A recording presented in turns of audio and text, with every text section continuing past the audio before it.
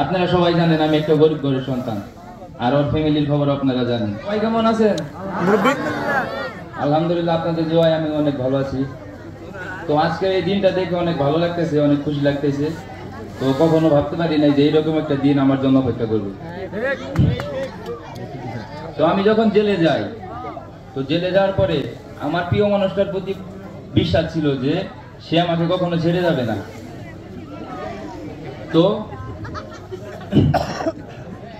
যখন আমি 4 মাস class jail কাটার পরে বের হই, তখন গেটের বাইরে যখন আমি বের হই, তখন যে একটা পরিস্থিতি দেখলাম, তো ওইটা দেখার পরে আমি ওইটা দেখার জন্য প্রস্তুত ছিলাম না।